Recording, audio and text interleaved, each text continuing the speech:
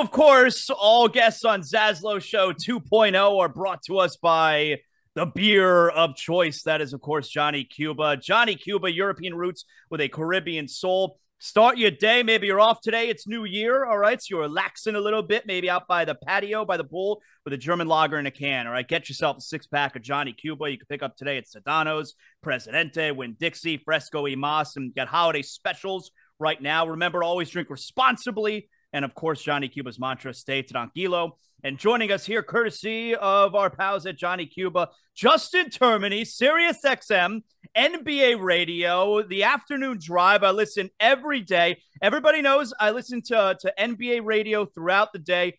Justin, it's good to have you on. And I mentioned this. I had our pal Evan Cohen on the show a couple weeks ago, and I said this to him where, Morning Men is my favorite show, and it's been my favorite show for a few years now. It's very similar to the show that I used to do on terrestrial radio when I had my partners. I was doing the show with Amber Wilson and Joy Taylor. So I love those guys. It's my favorite, but I also love SiriusXM NBA Radio. I listen throughout the day, and I told Evan, I don't have to be as diplomatic about it anymore when I'm on local Miami radio. And I got to be careful. This is my favorite show. And by the way, it is not on our station. But now I get to just tell everyone, if I want, hey, I listen to SiriusXM NBA Radio, the guys in the morning, you guys in the afternoon. It's really great stuff. So it's good to have you aboard here for the first time on ZASLOW Show 2.0. Well, I appreciate it. I've been following along since you started this thing off. And I work at Sirius, but I'm not the company guy that's like, oh, you got to listen to Morning Men, you got to listen to Chris Russo, and you got to listen to Frank and Scal in the morning on NBA Radio. I'm telling them, hey, listen, I like my show, and I'm listening to the ZASLOW Show 2.0. I also like the Bill Simmons podcast. I'll get some NBA from Zach Lowe's, but I'm not the company guy. So I'll just tell you right off the bat that ZASLOW Show 2.0 is on the list of the ones I'm listening to. I'll tell you, I started listening regularly to NBA Radio, I don't know, it was probably 2 years ago. And I was so surprised at how much I enjoyed it, because I had always figured, all right, I'll tune into NBA Radio and I'm going to get the company line from 6A to 6P. I'm going to get just how great the NBA is. And it is great. It's my favorite sport. It's my favorite league, but it's not going to be balanced. It's going to be essentially an infomercial.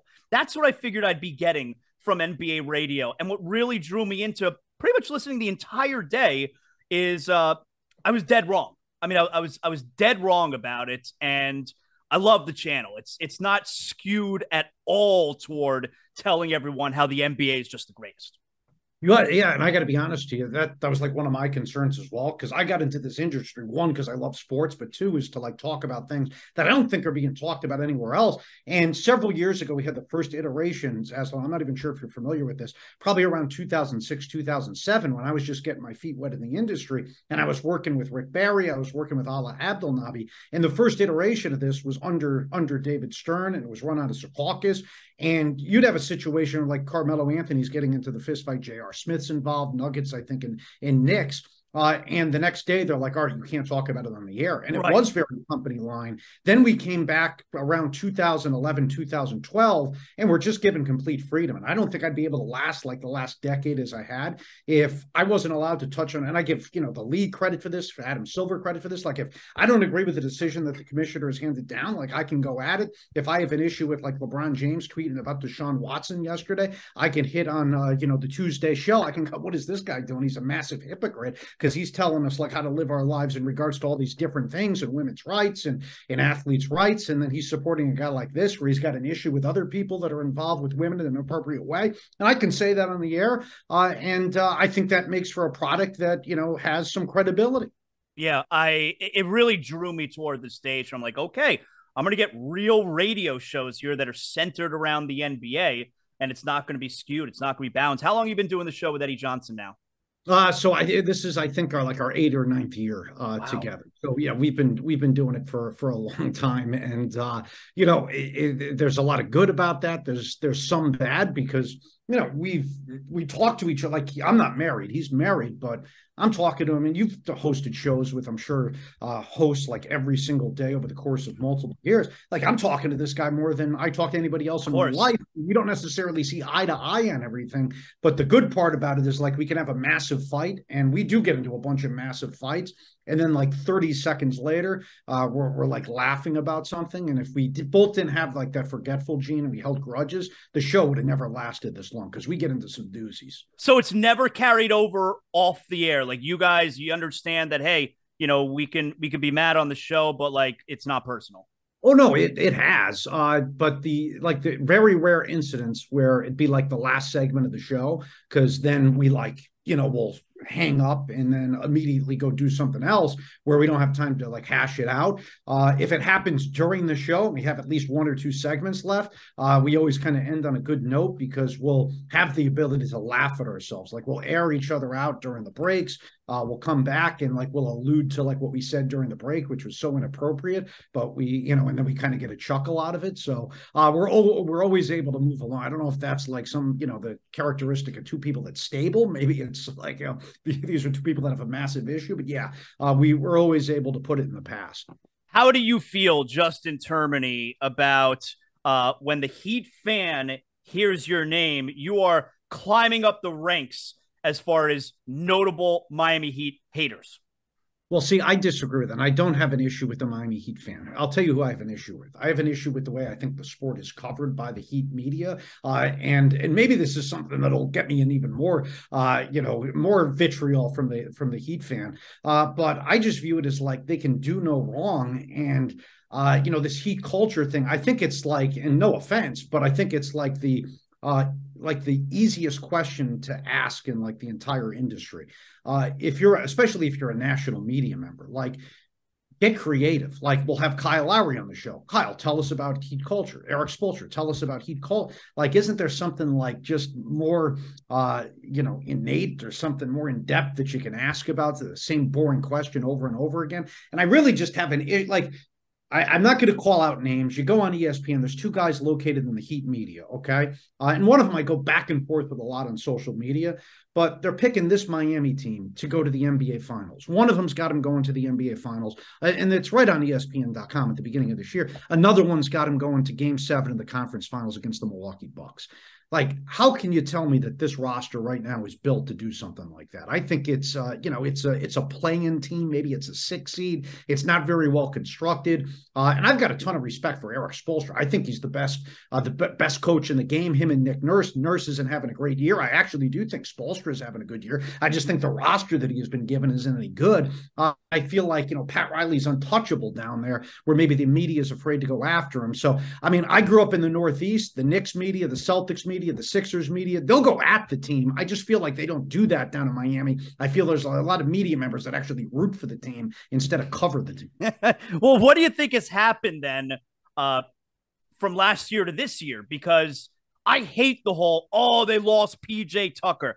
Get the hell out of here with PJ Tucker taking you to number 1 in the East and Game 7 in the East Finals, to now you're number 7 and you're in a play-in situation. I'm sorry. That is not about PJ Tucker. So where's the first place you go as far as their struggles this year? To me, I think they greatly overachieved, and I think that's on their head coach. It's like a compliment to their head coach, right? That they were the number 1 seed last year, and I called, and they still made it to Game 7 of the Eastern Conference Finals. I almost looked like an idiot, because heading into the postseason, I said, this is the worst number 1 seed I've ever seen. But they're there is something to that, like, I don't want to say culture, because I can't stand that word, but like, they are just well coached. They play hard every night, and there's other organizations that have that too. That's why I hate like just giving it to the Heat. But they play hard every night. They're well coached. One of the issues I think this year is just that their best player, Jimmy Butler, never plays. And that's really been over the last 3 or 4 years. That would drive, like, let me turn the tables for you for a second. Yeah. Like, does it get frustrating having a guy that is this talented just play this rarely? He's never out there on the floor. And it's not like it's because of, all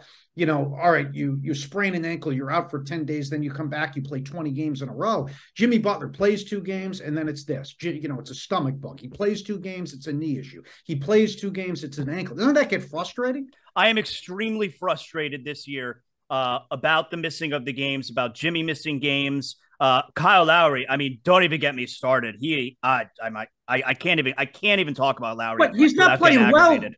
Saz. He's not playing well, but that also ticked me off. It's like Pat Riley attacks him for being out of shape. All right, Yeah. well, you're the guy that brought him in there at that age, knowing his history wasn't that great. And Kyle Lowry, for the most part, this year has been the guy that is at least out there on the floor. Like, he's not playing great, but he's out there on the floor. Like, get on your stars case. And Jimmy Butler, you're paying a max contract to, that just never plays. And it's just not this year. It's every single year. That comes from Riley. The load management stuff, I think, unfortunately, has been the biggest story in the NBA this year. I mean, you could tell me you're coming from a national NBA perspective, so you can agree or disagree there. But to me, I think the load management, unfortunately, is a massive story in the league this year. The Heat are not exempt. Jimmy Butler is certainly not exempt. I don't understand. I talked about this a couple of weeks ago for a couple of days in a row where I think it was the game that the Heat lost at home to Detroit. I mean, that's a disgrace, obviously, but I think it was the game they lost at home to Detroit. It was a second night of a back-to-back, maybe it was. So Jimmy did not play in that game. And you can't tell me that Jimmy can't give you 15 minutes. He can't, like, the Heat were up at halftime that game. They were up by 6 at halftime that game without Jimmy. You can't tell me that Jimmy now can't play 15 minutes in a game that you're up by 6 at halftime in the second half. Why can't he play that game? Especially when they're struggling, right? Because wasn't that the day after they lost to Memphis, and Memphis wasn't playing Ja, right. playing Payne and Jaren Jackson. So, like, you lose that game, then you're going home and you think, all right, like, now we need to win. We can't lose 2 games in a row. Can you give me 15 minutes in the second half? Exactly. And that's coming from Riley. And, you know the history of Riley. I think, wasn't it with the Knicks? And I think it was Charles Smith, but it might not have been. So don't quote me on that. Like, Riley walks into the locker room and says, could you give me 2 minutes tonight if your life depended on it? And he was in street clothes, and like whoever it was, and I think it was Charles Smith, says, well, yeah. And he goes, then why the bleep aren't you dressed? Like, if you could give me, and now we've gone from that Pat Riley to this Pat Riley, where like Jimmy Butler's not playing just because it's the second end of a back-to-back, but he's waking up. He wants to tell everybody. I don't think it's about we're going from that Pat Riley to this Pat Riley. It's more about we're going from that caliber of player back then to today's caliber player. That's what it's a players league, unfortunately, and today's player, you look up and down, go look at Michael Jordan, Karl Malone, all the 82 game season. They played 82 games every single year. Okay. Into their 30s. And you look at today's player, if you get 65 games out of someone, you're lucky.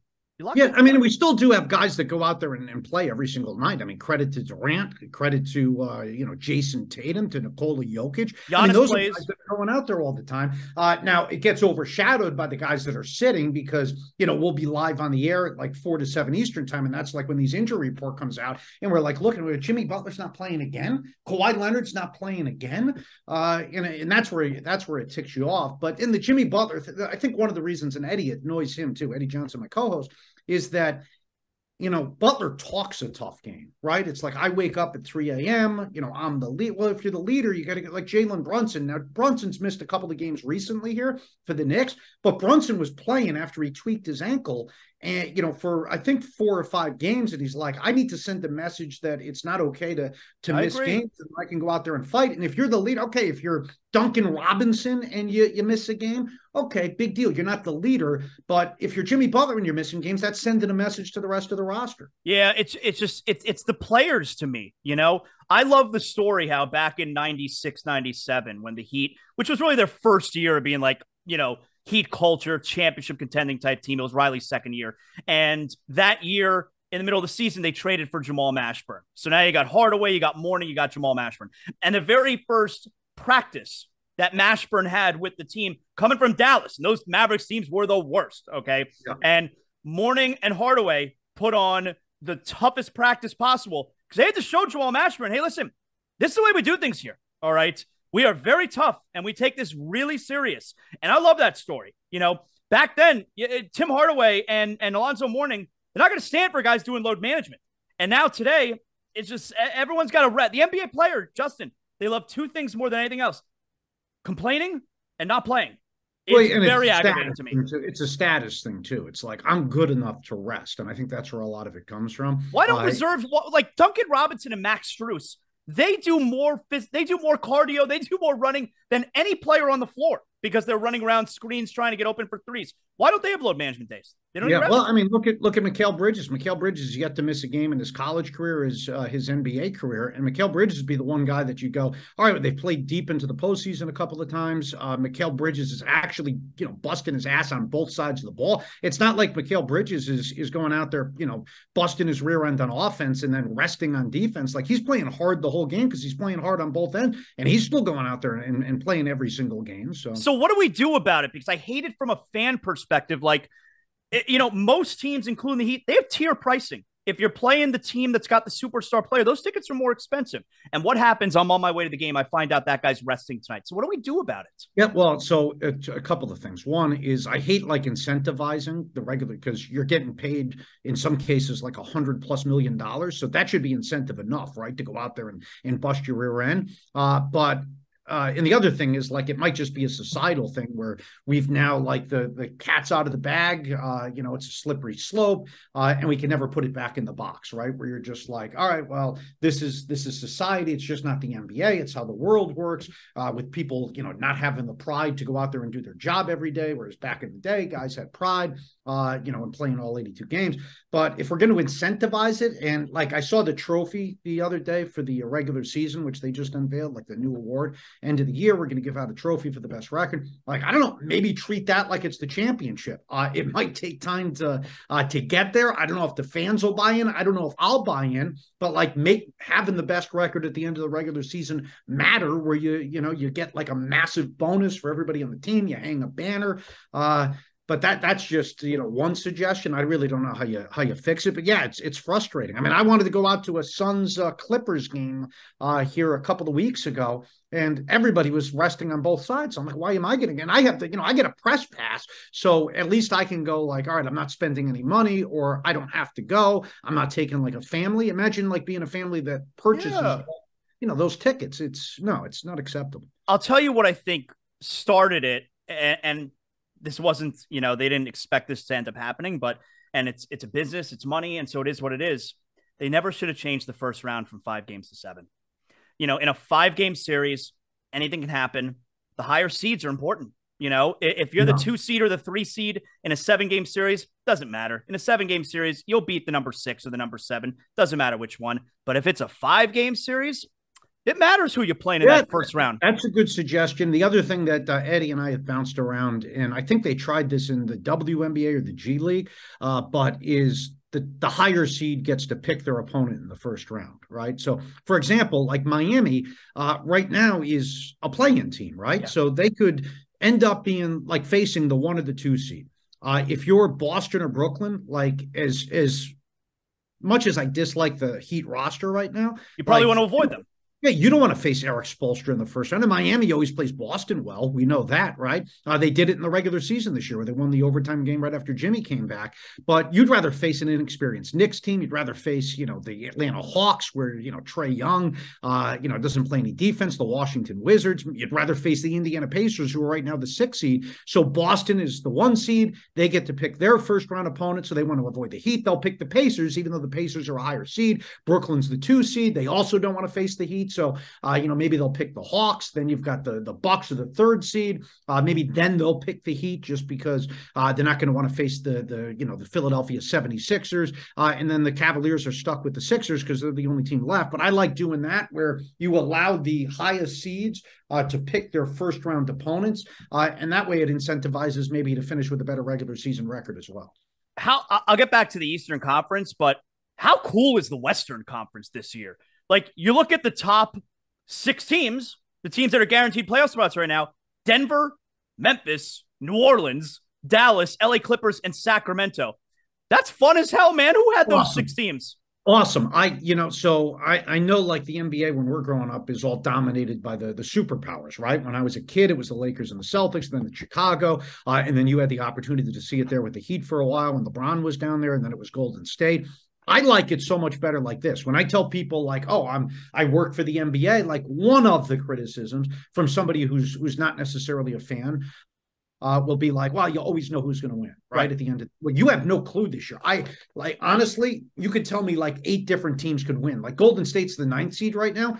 I wouldn't count out Golden State from winning a first-round series against Denver or Memphis and then making a run. Denver could win. Memphis could win. New Orleans could win, despite them being young. If the Clippers get it together, they could win. The Suns could get back healthy. They could win. I give you 7 teams just from the Western Conference. Forget the entire league that can win an NBA championship. I love having no clue who's going to win. You're watching NBA League Pass every night. You have to, especially for prep for your show. Who's your favorite team to watch? Well, I love watching Jokic. Jokic is my favorite player, just to be able to dominate that way, without being able to physically move. He looks like Bird when Bird had his bad back, although he's a little taller. And if you recall Bird, like circa 90, 91, 92, he could still dominate a game, but he's like hobbling around out there. It's amazing what Jokic is doing. I love interior passing. He's the best I've seen since Magic and Bird is a passer, and Bill Walton. It's a bonus too for a very short period of time. So he's the individual player. I guess from a team perspective, I would say Sacramento. I don't know if you've caught many Sacramento games being on the East Coast. Sacramento's really fun to watch, and they have like a poor man Jokic and Sabonis. Remember, they got crushed last year for that Sabonis trade. It's worked out very well for them. Yeah, and I was somebody that said I liked it better for Indiana, but I didn't necessarily hate it for Sacramento. Good trade for both teams. Yeah, exactly. It's one of those rare trades that worked for both teams. Again, like I like Halliburton. Maybe I don't even know if I can say that. I guess because he's 4 years younger than Sabonis, but this guy's the hub of their offense. And Fox has been good, but like honestly, and I tweeted this out the other day, if I'm doing the Western Conference All-Stars right now, front court, I'm sorry for LeBron. Like he's putting up great numbers at this point. They're 15 and 21. I have to go Jokic, Zion, and Sabonis. And I think Sabonis has flown under the radar a little bit. Sabonis has been awesome this year. It sounds like, because you mentioned this at the start, that you don't love the off the court stuff with LeBron. It sounds like you and I are totally on the same page in that regard. I love LeBron when he was here, of course.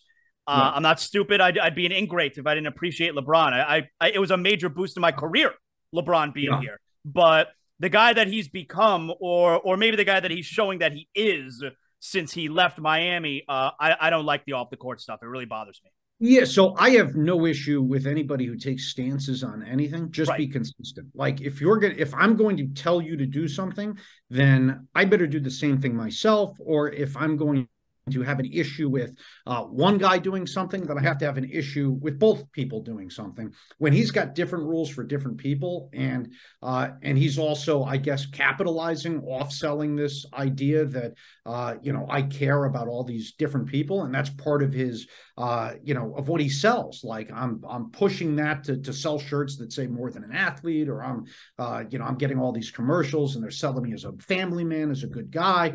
But I've got I just don't understand how we could ask for, say, a Robert Sarver to be removed from the NBA and cite his treatment of women. And then on the other hand, be out here on social media twice within the last 2 months celebrating Deshaun Watson. Now, if you want to say he's in football, Robert Sarver's in basketball, fine. But you don't need to comment on Deshaun Watson then. You need to maybe comment on Sarver. We expect you to. That's great. Do we need you commented on a guy that's not within your sport in a positive light? You could just not say anything. So I just, Miles Bridges, I hate to bring up the topic. It's a ugly one. He's under Clutch's management. He's about to get a job. LeBron wants to be asked about all these different subjects. And this is partly on the media too. We're not here to be a PR firm for LeBron James. Like, he's related to Clutch. He was playing against the Lakers the other night. Any of these media members go, hey, LeBron, just a question here, and ask him about that? I was flipping out. This is a little bit different, but it's on the media front. Like, they're asking LeBron about, like, hey, how much longer do you want to play and stuff like that? And that's great, like questions that need to be asked. He deleted a tweet the other day saying, and this isn't even about off the court, but it's like, are we going to have some cojones, like if we're the member of the media? And like, that's a question I'd actually be interested in. It has something to do with his job. He erased the tweet. I'm like, LeBron, do you not have any confidence you're going to make the postseason? What was the motivation behind deleting the tweet? Nobody's got the guts on a well-documented story to raise their hand and say, LeBron, why did you delete the tweet? But we're asking him questions that have nothing to do with his job. I mean, it's just flabbergasting to me. So it's not all on LeBron. It's on the media too, because he wouldn't do some of this stuff maybe if the media, like every once in a while, called them out. LeBron standing on the floor after the game and yucking it up with Miles Bridges really bothered me. That really bothers me. I said it on the show the day that it happened. It ticked me off. Yeah, that bothers me. Hey, give me a little bit here on the Eastern Conference before I let you go here. Brooklyn surging, man. Like, Brooklyn's playing great basketball right now. Durant's been fantastic, but any team that's got Durant and Kyrie Irving, you're going to win a ton of regular season games. There's a lot of bad teams throughout 82 games. Yeah. You're going to win based on talent alone, based on having the best player on the floor almost every single night. You get to the postseason, you're in a 7-game series, and you're playing great teams every night, specifically great defensive teams. I don't think it works for Brooklyn, Justin. Well, so a couple of issues. One, if Brooklyn does go on to win the NBA championship, we can go back to load management and shame on the rest of the league because they woke a sleeping giant up. Because if you go back and look at their schedule, and I kid you not, maybe you've heard me talk about this when they first got Kyrie back and started to like pick up some confidence, they were barely beating teams, but teams were resting like 2 or 3 stars all at once. And they played a 7-game stretch where I think the best players in all but one game sat out. It allowed Brooklyn to get back on a winning track and feel good about themselves. I don't think like maybe they don't buy into Jock Vaughn. Maybe Durant sours on the situation. Maybe Kyrie, starts misbehaving again. If teams are taking those games seriously and Brooklyn struggles a little bit, the other teams allowed them to get off and running. Seriously, go back and look. As soon as Kyrie came back, some of the teams that were sitting out key guys there, Memphis sitting out all 3 guys. Philadelphia, they lost that game, sitting out their 3 stars. Toronto sat all 3 of theirs. Damian Lillard didn't play for the Blazers, and it allowed them to get some momentum. They got confidence, yeah. Yeah, they got confidence, and now they're feeling good about themselves. So I think they are a legitimate threat, but I also wouldn't trust them. Like if we're to say like talent wise, okay, they can compete. As far as trusting these guys not to implode, I don't necessarily know that. And the other thing is, and this is why you got to look deeper than the numbers, is look at like their clutch stats right now. Okay. They're really high up there. They're like number 1 across the board in a lot of clutch stats. I still don't trust them in that situation.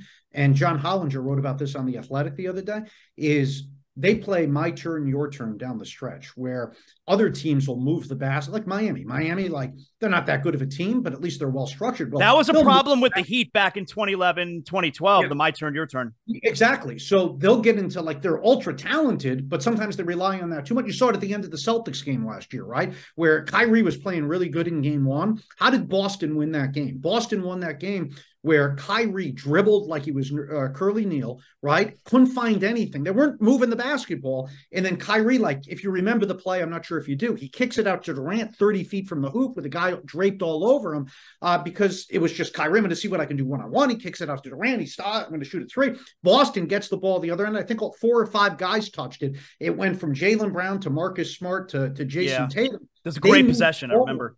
Exactly. And Brooklyn doesn't do that. So they have the talent down the stretch, but they don't necessarily, utilize it in the right way. So I'm also concerned about their ability in close games, not because of talent, but because sometimes they rely too much on that instead of playing the right way. Boston or Milwaukee, finally here for Justin Termine. Boston or Milwaukee? I picked Milwaukee at the outset, but I don't see how you can't look at what's going on right now. And not because Boston's playing great, but I think looking at Milwaukee and going, oh boy, are they a mess, right? And I understand Drew Holiday's been out recently and Chris Middleton, but they've really, I think they moved from 2nd to 3rd here, and they've really played almost 500 basketball for the last 20 games. They have not looked good. So beginning of the season, I felt Giannis is the best player. I felt they pushed Boston to 7 games even without Middleton. They'll represent. I picked them to win the championship, but right now, I guess you would have to say Boston because Milwaukee looks like a mess. Termine, tell everybody how they can catch you guys now. I know you're on the NBA app, so everybody can see you. You gotta get dolled up before every show now. What a pain in the ass. Oh, it's not fun, so luckily it's not too difficult because I'm a good-looking guy naturally. But no, the NBA app, which you can download on your phone, you can do it on like your device, like the iPad. You can even do it on the big screen on the television. So the NBA app, and you'll see us there 4 to 7 Eastern time. That's for free. And then you got us as always here on the SiriusXM NBA radio.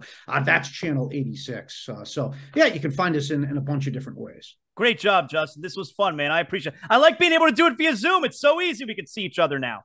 Yeah, this was fun. So this is what we got to do when we get you on, because we're doing the NBA app now. So some guy, like, it's slowly moving the direction where a lot of guys are still over the phone. But, when we hook you up, we can get you on ready.